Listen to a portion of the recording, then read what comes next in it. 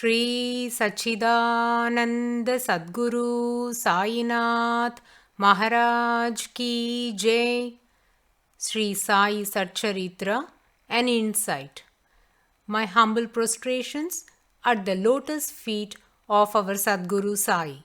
By the divine grace of Sai, an attempt has been made to translate the gist of the divine discourse of Sri Ramanathan brother telecasted in Sai TV.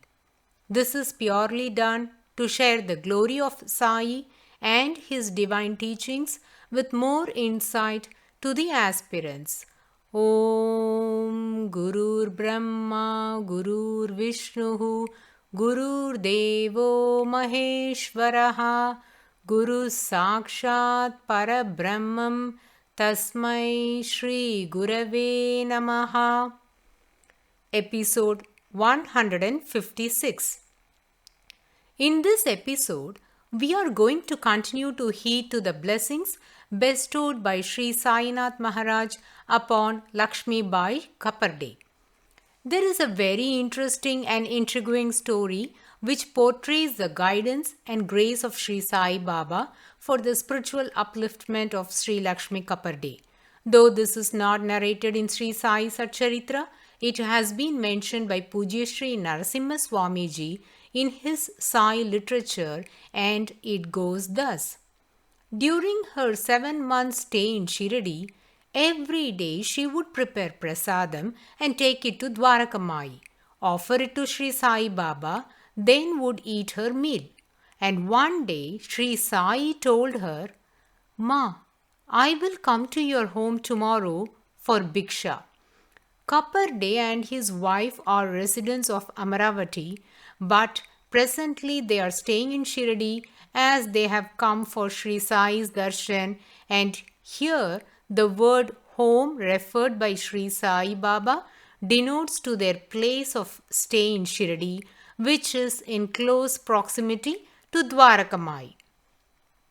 We knew that Lakshmi Kaparde was greatly devoted to Sri Sai, and her loving devotion was already portrayed to the other devotees by Sri Sai Maharaj. Now, her happiness reached no bounds as Sri Sai himself said that he would come to her place, that is to Satewada, where they are presently staying, which is a few yards away from Dwarakamai, for Bhiksha.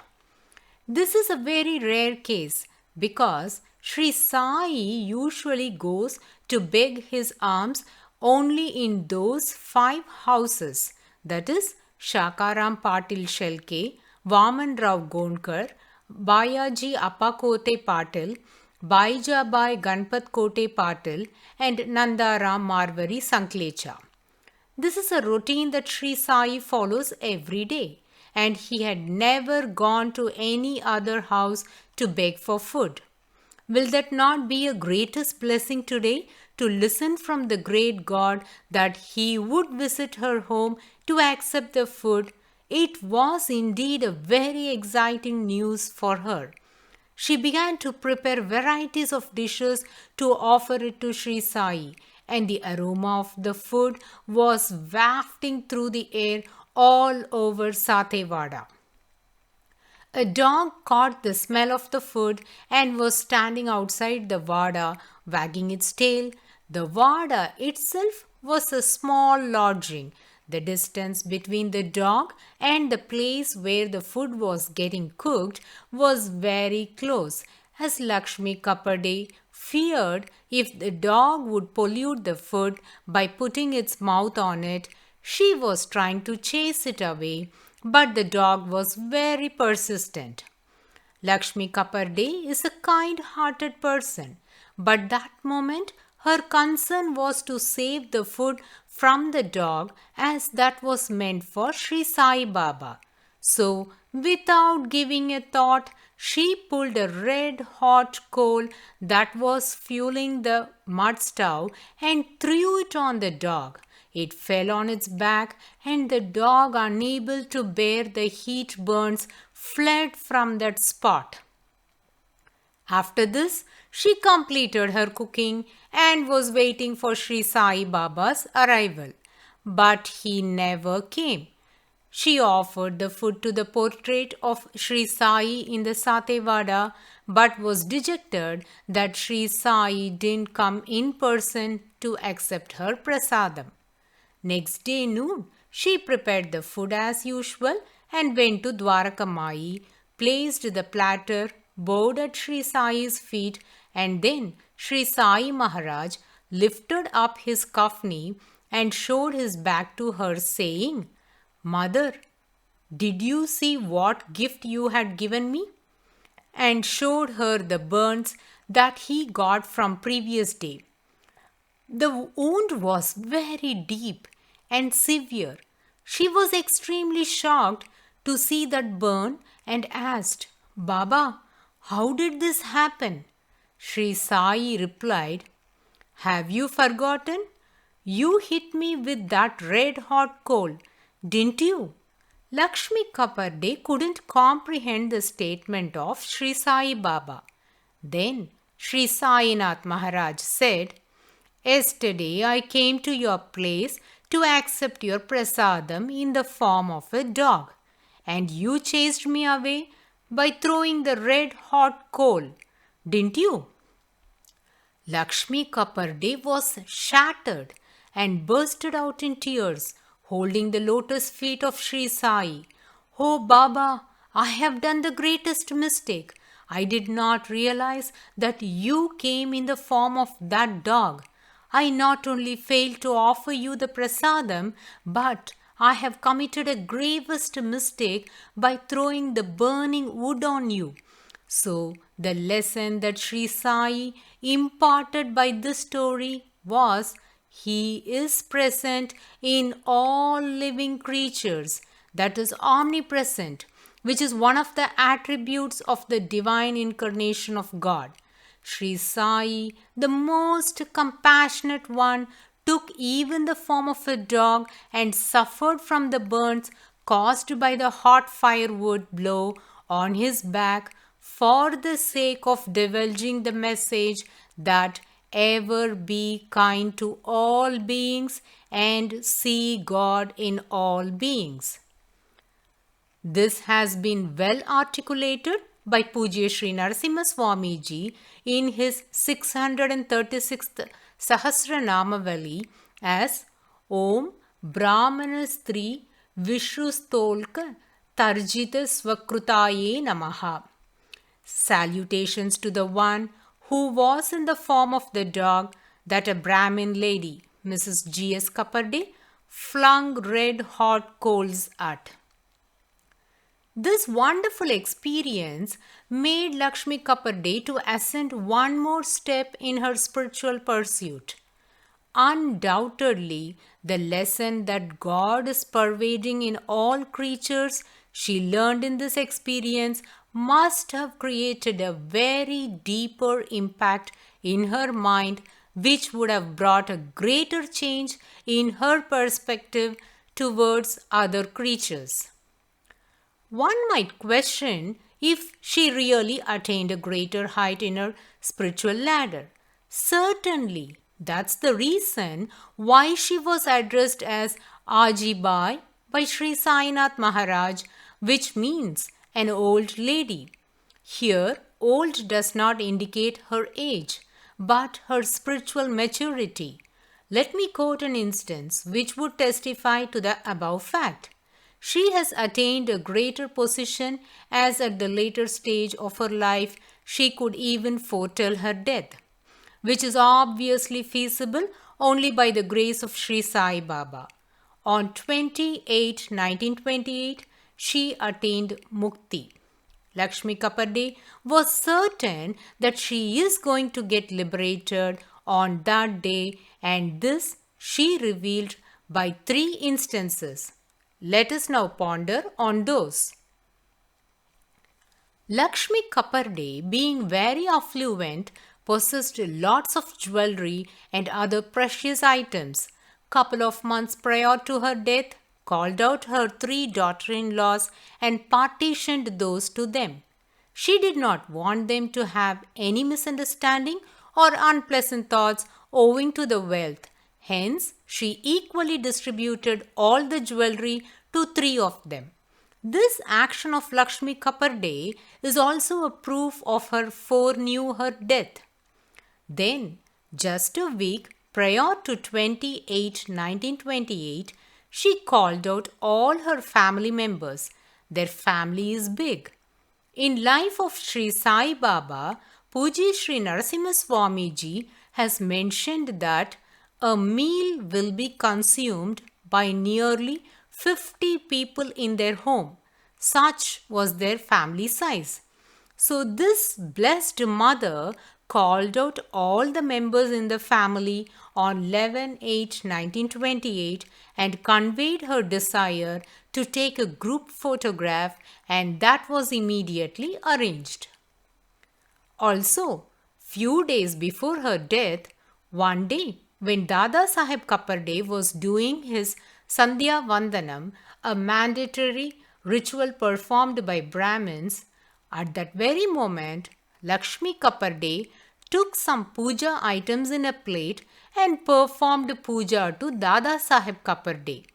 He was in utter shock at this strange behavior of hers and asked, "What is this? Why are you offering puja to me?" Though she was very respectful and performed all her duties as a good wife, but never did any puja to him. So he asked her the reason for this action, for which the mother replied, "I want to leave this world peacefully while you are alive. Hence, please bless me to depart as a Sumangali." Kapparde thought she is giving such statements owing to her ill health, but she was certain that her death is nearing, and on the day of her passing away, just before she breathed her last, that is on 28/1928, she had darshan of the form of her beloved God, Sadguru Sri Sainath Maharaj. Devotees, this alone speaks volumes of her loving devotion towards Sri Sai Baba, and she passed away very peacefully on that day, which is the greatest blessings from the Samartha Sadguru for her complete surrender at his lotus feet. This kind of foreknowing the death of the person is a blessing that is bestowed only upon a spiritually elevated soul, and that was granted to Lakshmi Kapparde.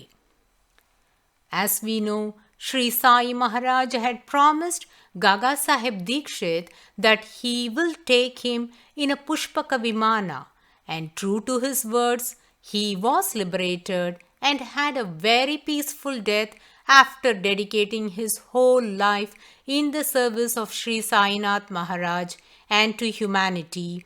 Even until his last breath, he was extolling the glory of Samartha Sadguru Sainath and leaned on the shoulders of Hemat Panji without any hitches. Devotees, who is eligible to have such a painless death or without any bodily troubles? Only people who have achieved greater spiritual heights are the apt ones to have such a peaceful passing away. None had the blessings to receive mantropadesha from Sri Sainath Maharaj during his mortal coil in Shiradi. It was just Lakshmi Bai Kapparde who had received it, because for the development of Sri Lakshmi Kapparde's soul, stage after stage, in furtherance of which Sri Sai Baba initiated her into Rama Mantra. Her incessant chanting of the mantra Raja Ram, initiated by Sri Sai Maharaj, has granted these blessings. Likewise, though she failed to recognize Sri Sai in the dog that came at her doorsteps and threw burning coal on it, the moment she realized that it was Sri Sainath Maharaj that came in the form of a dog, she regretted for this soberest mistake, and this experience brought a major change in her perspective towards all beings. After which she understood that Sri Sai Baba is the Supreme God that is omnipresent in every being. Every experience became an eye-opener for her. Sri Sai's means are unfathomable. He grants blessings very casually without anyone contemplating it. All these spiritual developments gave her the forewarning about her death. Thus, Lakshmi Bai Kapade became an ardent devotee of Sri Sai Maharaj. Hemat Panji, before closing this chapter, has listed various philosophies related to this topic.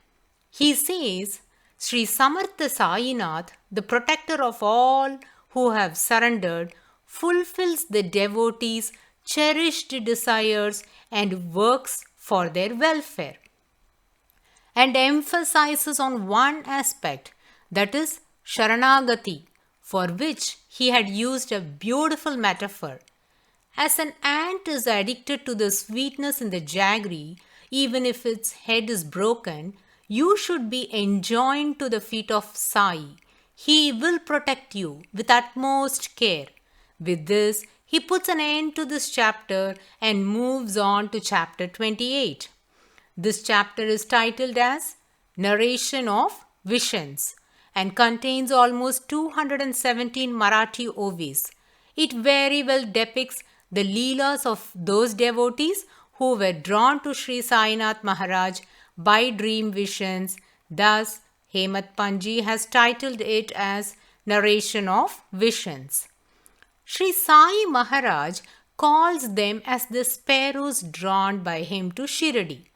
So, in this chapter, we will be listening to the wonderful experiences of 3 such sparrows drawn to Shirdi. They are Lala Lakshmi Chand, Lady of Burhanpur, and then Megha. Let us now begin to listen the marvelous experiences bestowed upon these devotees through visions by Sri Sai Baba. Apart from these 3, there was a 4th sparrow that was also drawn towards Sri Sai Baba. His name is Shankar Rao Gavankar.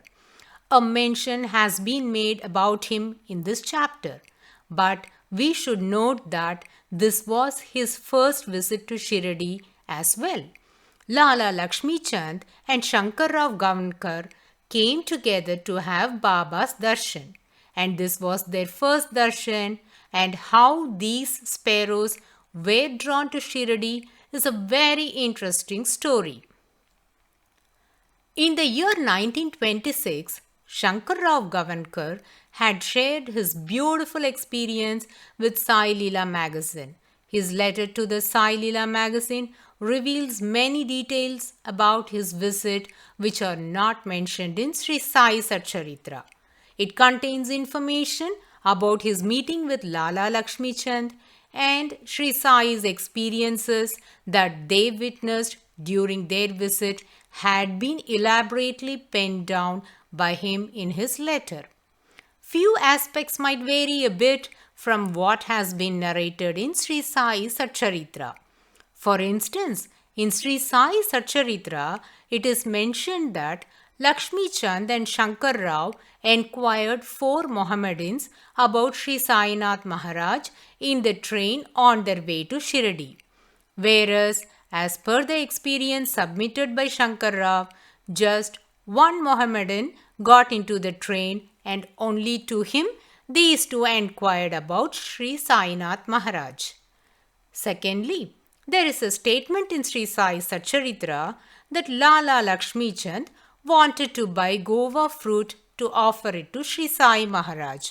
But the fact was a devotee had a desire to offer guava fruit to Sri Sai Maharaj, and he gave 25 annas to Lala Lakshmi Chand and said, as Sri Sai Maharaj loves guavas, please buy it and offer it on my behalf. His name was Kanaya Lal. But Lakshmi Chand forgot about it, and after alighting at the Kopargaon station, They both were to continue the journey in a tonga to Shirdi. They hired a tonga. The horses of this tonga looked hale and healthy. When the tonga driver tried to drive the cart, the horses refused to move. The person lashed them severely. Still, they were stubborn and hardly moved. Almost 15 to 20 minutes they got delayed because the horses refused to cooperate. Just then, a lady fruit seller on her own came running behind the tonga and asked them to buy few guava fruits and also gave the remaining fruits in the basket to be offered on her behalf to Sri Sai Baba. After they took the basket of fruits, the horses fled towards Shirdi at the speed of the light without being thrashed. Isn't this amazing? This clearly indicates that the horses even waited for this fruit seller to come, which was unintelligible to others. Such minute yet amazing facts are missing in Sri Sai Satcharitra, which, when connected, makes more sense and makes the devotees to wonder at the subtle divine sport of the Lord Sri Sai Baba.